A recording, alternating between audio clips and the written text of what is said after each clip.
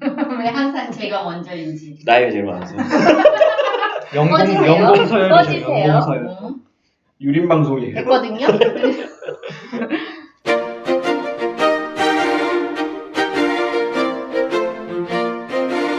자, 자, 이제 첫 번째로 모래로 지은 집부터 한번 이야기해 보도록 할게요. 모래로 지은 집은 사실은 그 세 사람의 관계에 대한 되게 집요한 묘사를 하고 있어요. 그 줄거리에서 보셔서 알겠지만. 자, 이 관계에 대한 집요한 묘사를 통해서 작가는 뭘 말하고자 했을까요? 우리 심진경 선생님부터. 이게 타인에 대한 관심일까? 과연 이 소설이. 제가 생각할 때는 여기에 나오는 모래, 공무, 나, 이 세 사람의 관계는 어떻게 보면은 일종의 자기 애적인 관계 같거든요. 타인에 대해서는 그렇게까지 관심이 없어요. 이게 처음에 같은 동호회였기 때문에 모였잖아요. 그거는 자기들과 같은 관심과 취향과 어떤 기질? 이러한 것들이 이제 그러한 것들이 통하기 때문에 모인 거고, 그 사람들 중에서도 오프라인에서 만날 수 있었던 것은 정말 그 중에서도 또 엄선된 사람인 거잖아요. 그렇기 때문에 그 사람들이 서로가 서로에 대한 관심은 제가 봤을 때는 타인에 대한 관심이 아니라 사실은 자기에 대한 그런 아주 관심, 너무 상세한 관심이라는 거죠. 굉장히 이제 흩어져 버리기 쉬운 그런 감정에 관한 아주 디테일한 탐구거든요. 좋아하면서도 싫기도 하고, 그러면서 사랑하는 감정이 있지만 그렇다고 해서 성적인 건 아닌, 이게 막 쭉 흘러가는 어떤 시간 속에서 그거를 이렇게 탁 붙잡아가지고 그렇게 실 하나하나를 다 풀어 헤치듯이 그렇게까지 탐구할 만할까? 솔직히. 그러니까 제 입장에서는 그 감정들이 근데 거기에 굉장히 집중하고 있다는 생각이 들었거든요. 그래서 제가 봤을 때는 그거는 그냥 어떤 성심리의 성장 과정을 따르면은 어쨌든 특히 남자를 중심으로 하긴 했지만 한 개인의 성장이라는 거는 그거잖아요. 분리와 그다음에 소외. 이거 과정인데 이 사람들은 아직 분리와 소외를 겪지 못한 것 같은 느낌이 들어요. 네. 어떤 의미에서는 조금 유아적인 영역도 있는 거죠. 그 성장 과정에서 분리와 소외라고 말씀을 하셨는데 이게 좀 어려운 이야기일 수도 있을 것 같아요. 그래서 분리와 소외가 왜 성장과 관련이 되어 있는지는 우리 정신분석 전문가의 아니 그거 제 질문 다른 건데 왜 그거 물어보시죠? 내 맘이에요. 일단 그 순서는 사실 소외가 먼저 나오고 그 다음에 분리가 이루어지죠. 그러니까 역시 전문가답게. 그러니까 소외 같은 경우에는 특히 오이디푸스 컴플렉스를 겪는 3세에서 5세 사이의 유아가 어떤 방식으로 아버지와의 관계성 속에서 자기 자신에 대한 이제 그 존재가 완벽하게 인정되기보다는 이제 소외되는 방식으로서 그 구성이 되는가. 소외와 분리를 얘기를 한 거는 우리가 이 자아라는 게 결국에는 이 나와 다른 어떤 세계가 설정이 돼야 자아관념이 생기는 거잖아요. 근데 그거는 분리와 소외를 겪어야만 이게 그런 자아관념이 생긴다는 거죠. 근데 이 사람들은 보면은 이 자기 주변에 있는 자기와 비슷한 이 사람들은 자기의 연장인 거라는 거죠. 거꾸로 말하자면 얘네들의 관계가 사실은 투머치예요. 너무 많이 서로에 대하여 의존하고 있고 집착하고 있고 애착을 가지고 있고 그렇기 때문에 여기 안에서 얘네들의 관계라고 하는 게 이제는 나와 타인의 영역으로 구분되기가 쉽지 않다는 거. 그래서 엄밀하게 말하자면 거꾸로인데 최은영의 소설에는 진정한 의미에서 타인이 없어요. 네, 이 얘기는 다음에 할 질문이랑 물려 있는 것 같은데 사실은 이제 이 질문을 하려고 했거든요. 그러니까 여기에는 아까 말씀하셨듯이 모래, 공모, 나 3명 공무예요. 이 3명의 캐릭터가 집요하게 엮여 있어요. 그래서 이 3명의 내면이 계속해서 이제 번갈아 가면서 나오거든요. 이 내면, 그러니까 각각의 캐릭터가 굉장히 중요해지는 거죠. 이 3명의 캐릭터 어떻게 보셨고 요즘 젊은이들의 그 삶이나 심리, 그나마 여기서 가장 저연령이 여기서 막내 박인선 선생님이 이 세 캐릭터 어떻게 보셨는지 한번 말씀해 주세요. 이게 정확하게 제 세대 사실 이야기입니다. 이제 1999년도부터 얘네들이 고등학교 1학년으로 등장하는데 제가 딱 2000년에 고등학교 1학년이었으니까 거의 한 1년 정도 차이 나는 이 정도의 동세대인데 요즘식으로 정의하면 손쉽게 정의하면 아싸 공동체거든요, 얘네들이. 아싸적인 감수성으로 모여있고, 그렇기 때문에 사실은 더 끈끈하게 이제 서로에 대하여 연결되어 있는 것 같은 모습을 보여주는 거죠. 그래서 공감이 되면서 저는 동시에 안 됐는데, 얘네들의 감수성이라는 게 그냥 공감하기 쉽지 않느냐라고 했을 때, 이제 최은영 작가의 의도적인 수단이겠지만, 2000년대 초의 이 시기를 묘사하는 수단이라는 게, 우리가 알고 있었던 어떤 공통의 경험의 차원을 이야기하고 있지는 않다는 거죠. 물론 이제 어느 정도 환기하고자 하는 도구적인 수단들을 여러 가지로 활용하고는 있어요.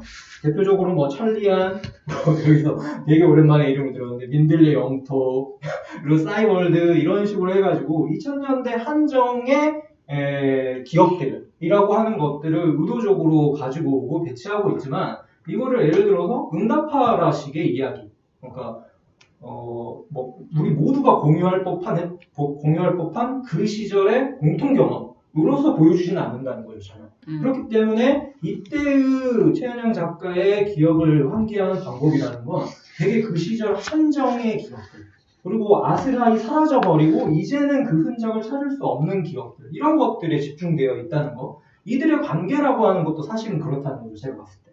그러니까 2000년대 한정의, 그리고 20대 딱 초창기 한정의 그 감수성들을 그려내고 있기 때문에 한편으로는 우리에게 큰 공감의 영역이라고 하는 것들을 들어갈 수 있는 입구를 촘촘하게 만들어 놓고는 있지만 이게 우리에게 아주 보편적인 정서의 공감대를 주지는 않는다는 거. 어떻게 보면 너무나 개인적이고 또 파편화되어 있는 이 기업들이라고 하는 것 자체만이 주음으로 크게 당겨서 보는 것 같은 느낌을 주기 때문에 다른 한편으로는 너무 좀 과도하다. 너무 개인사의 초점이라는 게 너무 많은 영역으로까지 강조되어 있지 않은가라고 하는 느낌도 동시에 주게 됩니다.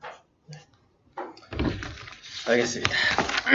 그 다음에 모래로 지은 집, 뭐 서로 너무 이렇게까지 지나치게 서로를 들여다볼 필요가 있나 이런 식으로 이야기가 포커싱 되고 있는 것 같은데요.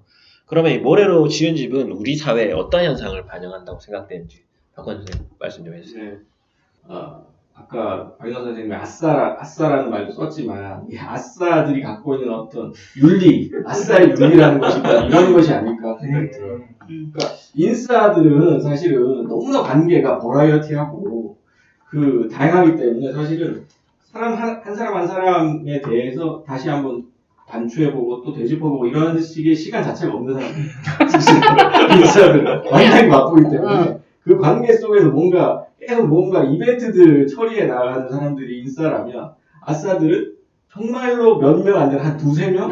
10만 명은 이제 한 명 정도. 거의 대부분 친구도 없죠, 사실 아싸들은. 그런 관계 속에서 계속해서 내가 이 친구한테 상처를 입혔나? 내가 이 말을 얘가 얘기를 했는데 집에 와서 생각해보니까 이 말이 걔한테 상처가 됐을 것 같다. 라고 얘기하면서 그 상처에 대해서 계속 곰곰이 짚어보고 다시 계속해서 이제 떠올려보는 그런 식의 감수성. 여기서 질문을 조금 다르게 한번 드려볼게요. 네. 그러니까 예를 들 프랑스와 트리포라는 유명한 프랑스 영화 감독 있죠. 이 사람은 작품의 질과 상관없이 어떤 영화가 흥행하게 되면 그건 하나의 사회적 현상이라고 얘기를 했어요. 네. 그러니까 마찬가지로 지금 최은영 작가가 이분의 피셜에 의하면 20만 부가 팔렸잖아요. 이건 어떻게 보면은 굉장히 이례적인 현상이고 어떻게 보면 다 아싸들의 문학이라고도 할 수 있는데 이 아싸들의 문학이 20만 부의 호응을 얻었다는 건 제가 볼 때는 하나의 현상으로 보이거든요. 그러니까 이런 현상이 어디서 왔을까 이렇게 한번 생각해 보신 적 있어요?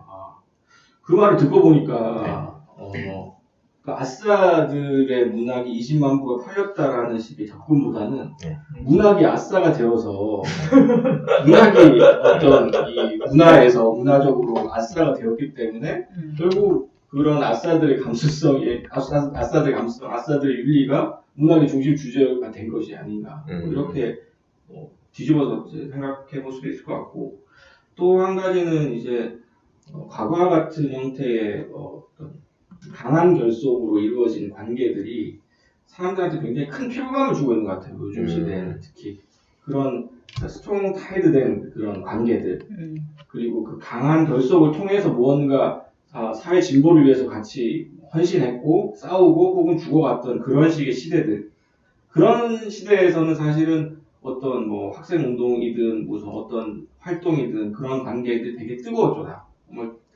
같이 있는 것만으로 서로 대일 정도의 그런 뜨거운 관계들이 중심이었던 시대와 지금 시대는 좀 다른 시대인 것 같고 확실히 그 지금 같은 시대에서는 사실은 그런 뜨거운 관계들 그리고 뭔가 강하게 결속되어 있는 속에서 뭔가 상처 입고 소외되거나 튕겨나가거나 하는 그런 식의 관계들이 아니라 이런 소설 최영영 작가의 소설에서 묘사된 것처럼 뭔가 미지근하고 뜨겁지도 차갑지도 않고 엉거주춤하고 뭔가 난처한 표정을 지으면서 이렇게 약간 거리를 두고 서 있는 듯한 그런 느낌의 그런 감성들이 사실은 우리 시대의 지배적인 정서가 되는 것 같아요. 네.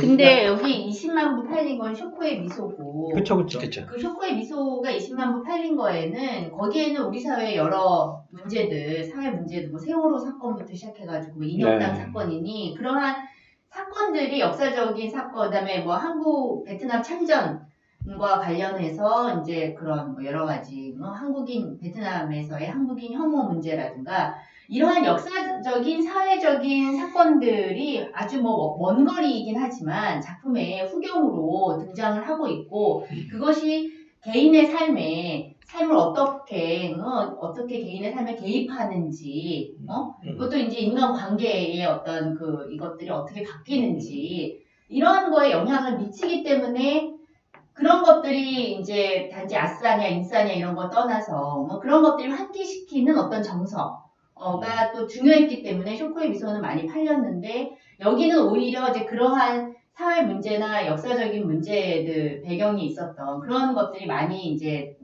휘발됐잖아요. 없어지고 그 개개인들의 관계에만 집중하고 있기 때문에 제가 보기에는 이번 작품은 말 그대로 그냥 이 아싸들의 감수성, 아싸들의 어떤 그 관계학에 집중이 되어 있어서 오히려 쇼코의 미소만큼은 많이 팔리지는 않을 것 같다는 생각이 들어요.